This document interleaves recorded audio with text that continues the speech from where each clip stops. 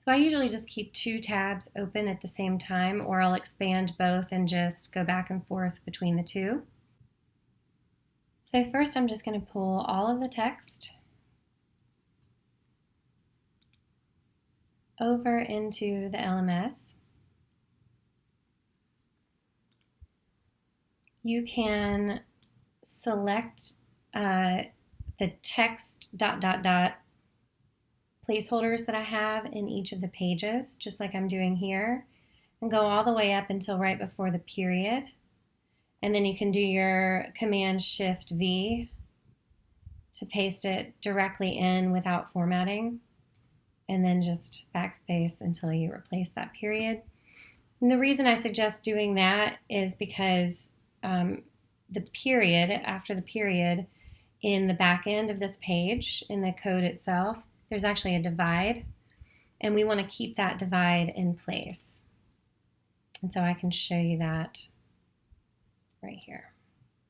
So you can't actually see that on the page, but what that's doing is it's preventing this iframe from covering the text right here like it did in the example that we did together yesterday.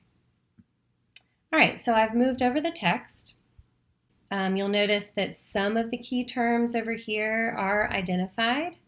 So if you are interested in pulling that over as well, you certainly can.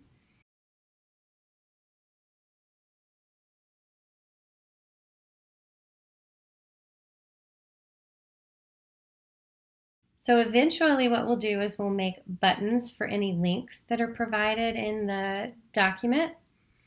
Also, the documents that are linked currently in this course content Google Doc are the old documents.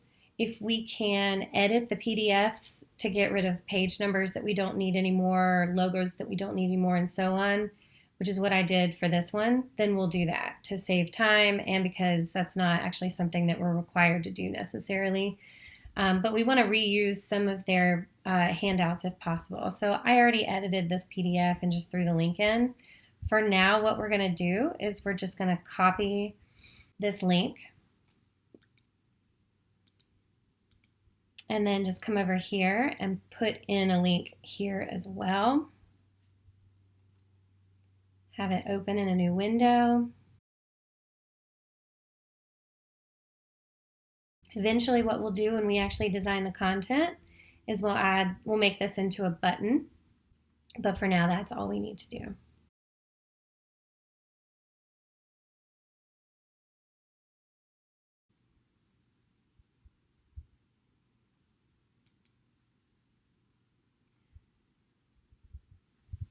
Okay.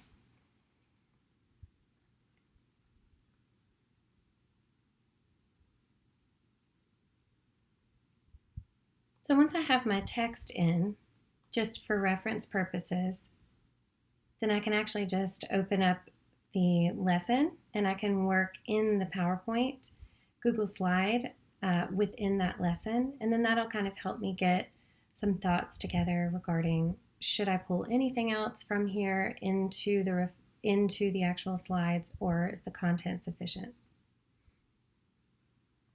When you're looking at your slides, the main thing to keep in mind is don't try to decorate. The main thing to keep in mind is clarity and mapping out the main thing to keep in mind is clarity and content. And I think you already have those two things under wraps because I noticed that in the ones that you've already started working on, you actually already have the assets folder. You actually already have,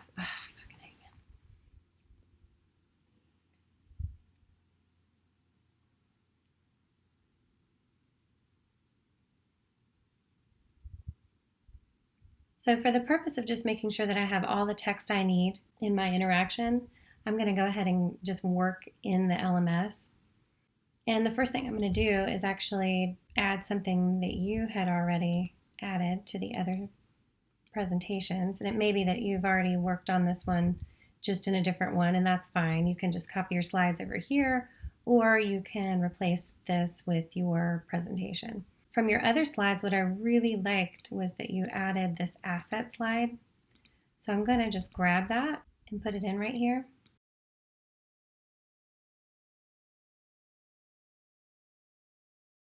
So this would be our introduction slide, which this has everything we need right now, so there's no reason to do anything other than what's there. The main thing that you want that introduction slide to have in the template is to tell us what's actually in this particular presentation, and then we'll also want to have that in the title as well, so we have a kind of a roundabout feel for what we're providing. So in this one, there's a brief interactive reading, and then there's reflection questions, and that's pretty complete. So I'm pretty sure you already did this, but just for example purposes, I'm going to go ahead and grab the text again from the interaction. So I'm just going to grab this entire thing all the way down to the end, copy it, and I'm just going to put it all on one slide for now. And so the first thing I want to do is figure out how many slides there are going to be. This one's relatively easy because they're broken up by quotes.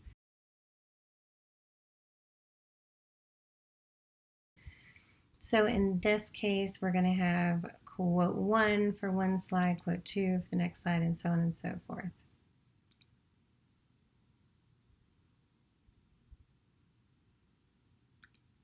So I'm just going to duplicate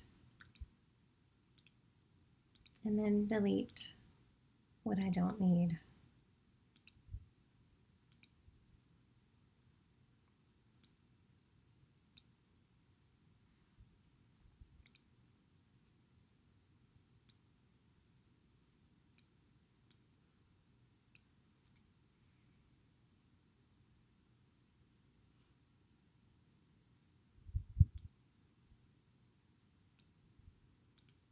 Probably don't even need a title.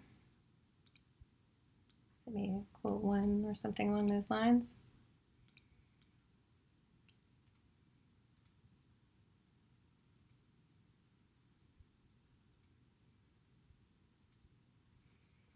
Okay.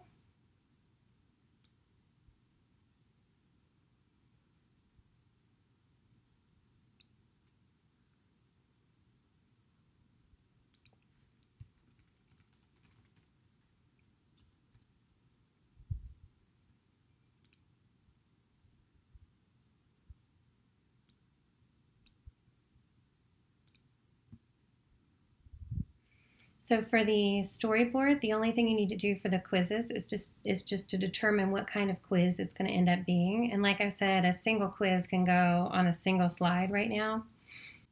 So for instance, this is a reflection. And then I loved what you did in using kind of the verbiage that I had going on in this document, the categories. So in this case, it would be a category 3.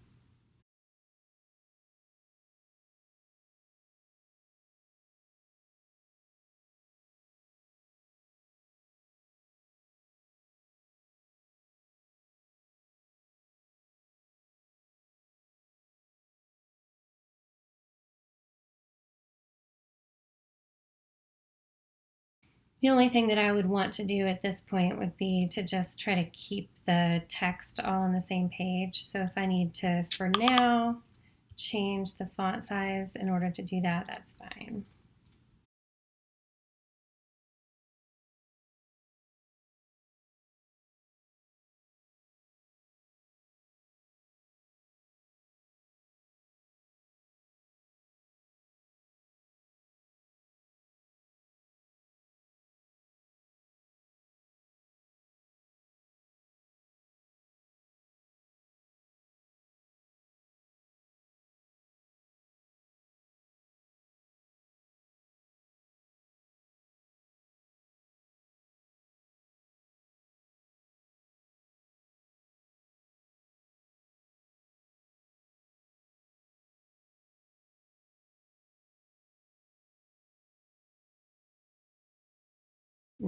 before I leave this document, what I want to do is look at assets, very similar to what I think you're already doing.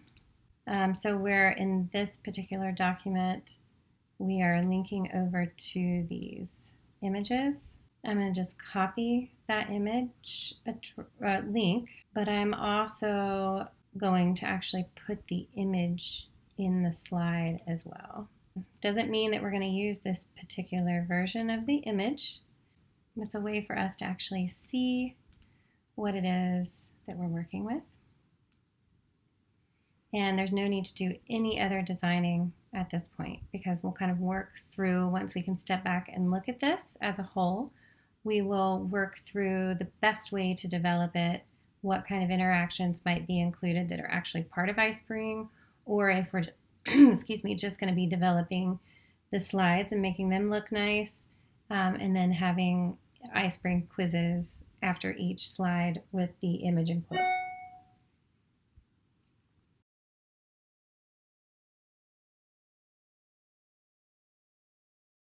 Now in this case, for our assets, it turned out that we have all of the images, but we do have a question about the images, so we want to check with Rachel about license.